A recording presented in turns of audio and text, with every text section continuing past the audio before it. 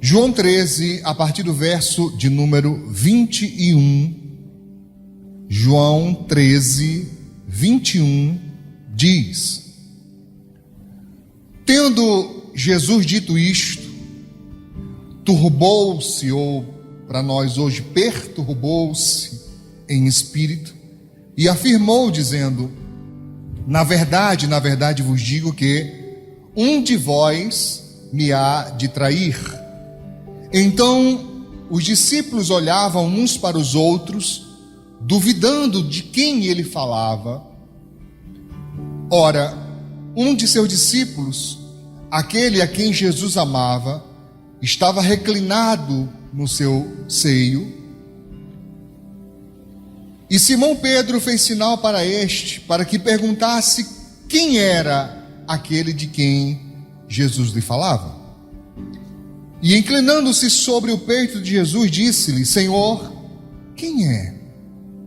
Jesus respondeu: é aquele a quem eu der o bocado ou o pedaço de pão molhado. E molhando o bocado, o deu a Judas Iscariotes, filho de Simão. E após o bocado, após comer, o pedaço de pão molhado, entrou nele Satanás. Disse, pois, Jesus: o que fazes, ou o que você pretende fazer, faze-o depressa. Por favor, Mateus capítulo 26, verso 46. Mateus 26, 46. Levantai-vos, partamos, eis que é chegado o que me trai. 47.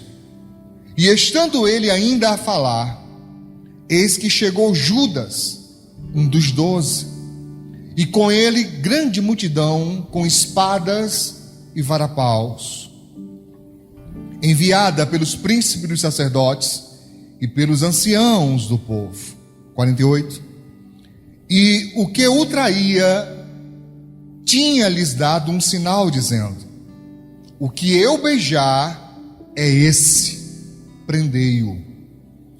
E logo aproximando-se de Jesus, disse: eu te saúdo, Rabi, e beijou-o. Verso 50. Jesus, porém, lhe disse: amigo, a que vieste? Então, aproximando-se eles, lançaram mão de Jesus e o prenderam. Preste atenção aqui agora, irmãos.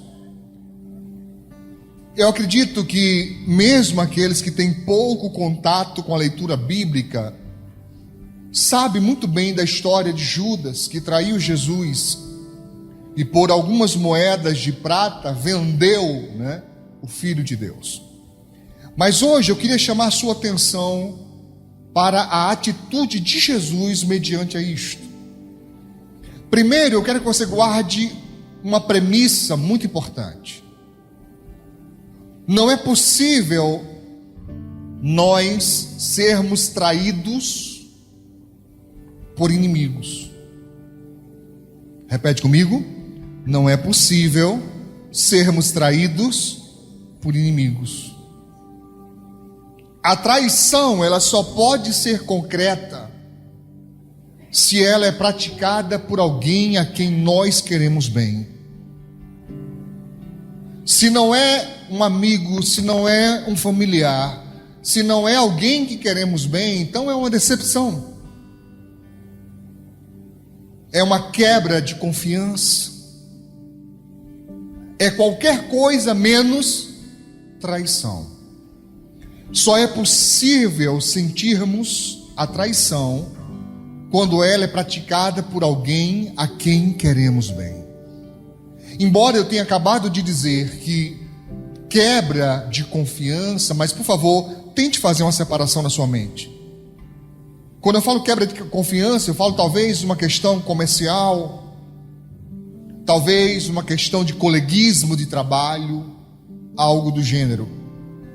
Mas quando eu falo traição, eu falo de alguém que realmente acessa a alma da pessoa traída e a fere. E essa sensação só é possível a quem nós temos em autoestima, a quem nós queremos bem, a quem nós amamos. Está claro isso? Então, eu quero te mostrar Jesus Cristo agindo mediante uma traição. Judas já dava sinais muito antes da noite em que ele, de fato, traiu Jesus. Ele já dava sinais do seu caráter ruim. Ele já dava sinais de que era uma pessoa dúbia, de um pensamento dúbio, de duplo sentido. Não era alguém que estava ali realmente focado no ministério. E então alguns perguntam: pastor, por que Jesus então permitiu? Alguns ficam em grande dúvida. Se Jesus já sabia que ele iria trair, por que ele permitiu? Porque qualquer um de nós teria tremenda dificuldade de manter contato com alguém que nós já sabíamos que iria nos trair. A maioria de nós, se soubesse, se desconfiasse que um dia seríamos traídos por um familiar, por um cônjuge, namorado, noivo, amigo, seja lá quem for que você tenha afeto, é bem provável que você nem iria querer contato com essa pessoa. Quem é assim, pastor? Se eu soubesse que a pessoa ia me trair, eu não queria nem conversa, não, nem venha, fique por lá mesmo. Me trair minha confiança, ferir minha alma, me deixar machucado, me deixar, magoado, ferido, com a alma em estardalhaço, quebrada. Não, fique para lá. Mas Jesus já sabia. Então por que ele mantém Judas entre os seus discípulos? E mais do que isso, eu vou te mostrar aqui na Bíblia que Jesus não tinha Judas apenas entre os discípulos, mas ele o colocou entre os apóstolos, entre aqueles a quem Jesus chamou de amigos. Dentre eles Judas estava. E por que ele fez isso? Simplesmente por amor. Ele amou Judas até onde foi possível, até onde havia espaço, até onde havia possibilidade de Judas pegar o seu livre-arbítrio e se arrepender. Jesus foi com ele até o fim. Entende isso? Compreende isso, irmãos? Mas eu queria falar um pouquinho sobre a definição de amigo para Jesus. Se você puder, se não puder, você só anota, depois você lê em casa. Mas se puder, João capítulo 15, no verso 15, o Senhor Jesus faz uma declaração potentíssima, poderosíssima. Jesus diz, João 15, 15: já não vos chamareis servos. Ele falando com seus discípulos, com os apóstolos, especificamente com os apóstolos. Eu não vou chamar de servos, porque o servo não sabe o que faz o seu senhor. Não sabe, ou seja, o servo tem um limite. E qual é o limite do servo? Intimidade. Ele tem acesso a algumas coisas, mas ele não tem acesso a tudo. Existe uma intimidade que o servo não pode transpor. Jesus está dizendo: o servo não sabe o que faz o seu senhor.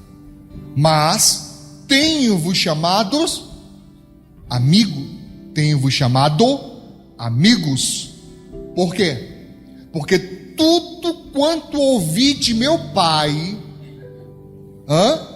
vos tenho feito conhecer. Tudo. Ou seja, eu tenho me dado a vocês inteiramente. Tudo que o meu Pai me fala, eu falo para vocês. não há segredos, não há distância. Eu trouxe vocês e dei a vocês algo precioso chamado intimidade. Amém? Essa é a parte de Jesus. De propósito, eu inverti aqui os versículos para que ficasse claro para você. Vamos ler agora o versículo anterior, o 14. Ele fala assim: vós sereis meus amigos se, está aqui a condição, se fizerdes o que eu vos mando. Para ser amigo de Jesus, ele disse, tem uma condição: obediência. Amém? Ele falou, para ser meu amigo, tem que me obedecer, tem que me atender, tem que me ouvir. Mas ele disse, eu já tenho chamado vocês de amigos. Entendi isso, irmãos? Sim? Está claro? Pastor, e Judas? Mesmo sabendo que Judas iria trair, foi-lhe dado a oportunidade. Eu falei que isso é amor, mas isso também é justiça. Porque no dia do juízo, muitos, inclusive Judas, não poderá erguer a sua cabeça para o trono e dizer ao juiz, ao eterno Deus, foi injusto a minha condenação. Ele não vai ter como dizer isso, muitos não terão como dizer isso, por quê? Porque foi dado a oportunidade, e ela foi estendida, e ela foi ampliada, e a pessoa escolheu o erro, escolheu o pecado, ou seja, escolheu a desobediência. Por isso sua condenação será justa, porque será provado que ele teve a oportunidade de confessar, como diz a Bíblia, e se arrepender, mas nem confessou e muito pouco se arrependeu. O tema da mensagem hoje é: amigo, para que você veio? Foi isso que Jesus perguntou a ele. A que vieste? Para que veio? E eu queria levar você a pensar juntamente comigo exatamente uma resposta para essa pergunta: para que você veio? Para que você entrou na vida de outra pessoa? Para quê? Qual foi o propósito? Se nós tirarmos, por exemplo, aqui o contexto geral de amigos, para que você tem amigos? Qual é o propósito? Qual foi a última vez que você chegou num amigo para corrigir, para confrontar, para dizer, está errado isso, não é por aí, não é dessa maneira, isso que você faz está totalmente fora de contexto, está fora. Mas pastor, eu não me sinto à vontade de chegar e confrontar, porque se eu fizer isso, corro o risco de perder a amizade. Então, não é amizade. Porque os verdadeiros amigos amam tanto, eu falei os verdadeiros, amam tanto, que a Bíblia Sagrada chega a dizer que há amigos mais chegados, mais íntimos do que irmãos. Há amigos que você vai poder contar coisas que jamais contaria a alguém do seu próprio sangue, de tanto que essa pessoa tem a sua confiança e você a dela, de tanto que vocês têm sinceridade um com o outro. Por favor, não entenda que não existam irmãos que sejam amigos. Existem irmãos que são muito amigos e que têm essa ligação forte. Mas o que eu estou dizendo é que a Bíblia diz que mesmo alguém que não tem ligação consanguínea, não tem ligação nenhuma de sangue com você, pode chegar para você, sabe, e servir para você como um apoio, mas é um apoio não no que você quer, é um apoio no que você precisa. E se naquele momento é preciso confrontar você, se naquele momento é preciso chegar para você, botar você contra a parede e dizer: é você que está errado, é você que está errada. E se continuar assim, você vai se desgraçar nessa vida. Pare com isso. Verdadeiros amigos têm essa liberdade. Então eu queria perguntar a você: você tem amigos? Pessoas que têm essa liberdade de chegar para você e dizer na sua cara quando você está errado. Nem se importa se você vai ficar com raiva. Está nem aí para isso, porque sabe da ligação que vocês têm. E não é qualquer coisa. Aliás, são pouquíssimas coisas que farão essa amizade ser quebrada. Porque ela está fundamentada em anos de convivência. Ela está fundamentada em muitas experiências juntos. Ela está fundamentada em muitas lutas que passaram juntos. Ela está fundamentada em silêncio. Sabe aquele silêncio onde você não tem uma palavra de conforto para dar. Você não sabe o que dizer para consolar, mas está lá. A pessoa sabe que você está lá, mesmo que você não consiga conforto e consolo, mas você está lá. É a sua presença sempre. Aconteça o que acontecer, dê no que der, a pessoa está lá perto de você. Amigo, amiga. Amém? Para que você veio?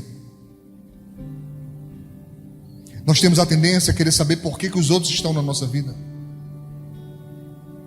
Temos a tendência a querer saber o que o marido, o que a esposa, o que filhos, o que amigos, no modo geral, podem fazer por nós. Mas eu queria perguntar a você nessa noite: e você? Para que você está nessa vida? Para que você está nesse lugar? O que você veio fazer aqui? O pessoal do louvor veio cantar? Eu vim pregar? Você veio assistir? Porque existe isso hoje, assistir o culto.